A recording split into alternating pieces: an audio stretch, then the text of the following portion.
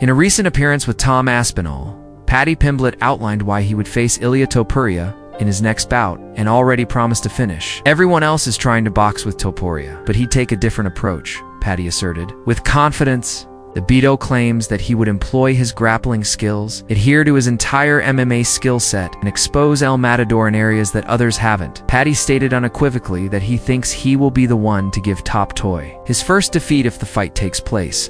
This fight is actually more accessible than it seems. The UFC may find it impossible to avoid scheduling this fight if Ilia defeats Charles Oliveira and wins the lightweight belt. The rivalry between the two dates back years, and it's a huge financial battle. You have two stars with momentum, name value, and a genuine rivalry. When you combine that with Paddy's TKO victory over Michael Chandler, the UFC and fans would be closely monitoring this one, whether it's for pride or the title. Who do you believe will prevail in this possible matchup?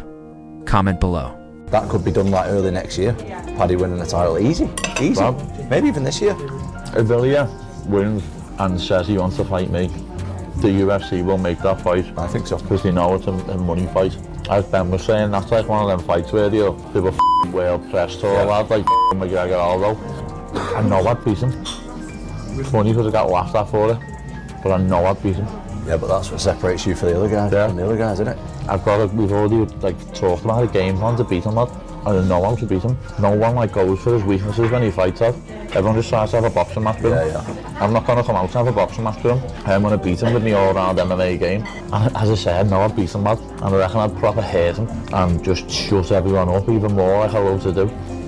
Following his convincing victory over Joaquin Buckley, which most likely solidified his claim to the next welterweight title opportunity, Kamaru Usman made a triumphant comeback to the microphone in the most recent episode of the Pound for Pound podcast. Kamaru expressed his strong desire for a confrontation with Islam Makhachev after Henry Cejudo raised the possibility of one. He thinks it's worth the wait from International Bout Week to California or Vegas, but Kamaru and Henry think the bout probably won't take place until 2026, especially because Islam is scheduled to face JDM later this year. Usman, the UFC, could tap into a ton of huge markets to make this match a huge success. Nevertheless, the Nigerian Nightmare isn't ruling out Jack Della. He acknowledges that the Australian has a genuine chance of ruining Islam's welterweight dreams and respects JDM's dangerous streak. Regardless of the outcome, Kamaru made it clear that he wants the winner. And realistically, after such a dominant performance against a young fighter like Buckley, it's difficult to argue that the former pound-for-pound king doesn't deserve the next title shot. Makhachev does win. Where does Kamaru Usman and Islam Makhachev take this fight in 2026? 2026, I mean, that's anywhere. Any of the big markets that the UFC wants. I think that's it definitely easily headline International Fight Week. I think that easily is that March card. I think they like to do in Cali or do somewhere, or Vegas. That's a big one for them, so it depends. It's a big one. I mean, I love Islam. We all know that. Everyone knows me and Islam are cool.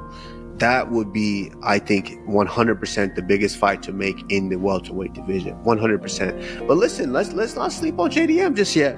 Let's not sleep on JDM. I don't like to sleep on JDM.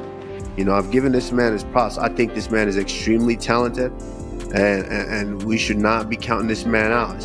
Javier Mendez, the head coach of Islam Makhachev, recently appeared on Submission Radio. While he touched on a number of important topics, such as Islam possibly facing Kamaru Usman if he wins the welterweight title from Jack Della Maddalena. One particular detail raised some serious eyebrows in the MMA community. Mendez revealed that he has not joined Islam's training camp, despite the fact that it began more than a month ago. The coach said that he is currently in Dubai, living his best life while his fighter is, unquote, doing his thing elsewhere. This has caused fans to become concerned, especially since Mendez is Islam's head coach and the man responsible for much of his remarkable development with Khabib Nurmagomedov.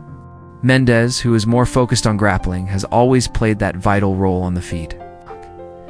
So it seems strange that he hasn't been there for the first month of camp, especially before a fight against a rising world-class striker like Jack Della.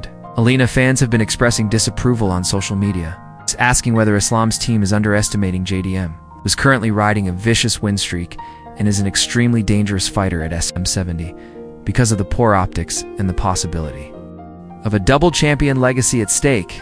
Many people feel that now is not the time to slow down, regardless of timing or priorities. Hey, I gotta ask as well, are you guys in training camp already? They've been in training camp. I've been in Dubai. I've been enjoying my life while they're doing their thing. I haven't been down there as of yet, and let's see what happens, but I'm anticipating that I should know soon. He was actually fairly good-sized lightweight as it was. You know, he was on the bigger side of the lightweights. So I don't think this is going to be too big of a jump for him, to be honest with you. It is a jump, obviously, because come fight time, Jack is going to be heavier than us, but not by a big, wide margin. You know, I think he's okay here. I think if we ever decide to go to middleweight at some point, I think that's going to be a big hurdle. But I don't think welterweight is going to be that big of a hurdle for him. Do you think that there's a possibility that before it's all said and done, Islam could move up and fight for a third belt if he does get the second belt? I don't know. I really don't want to anticipate what could happen there because that's a lot of what ifs, you know?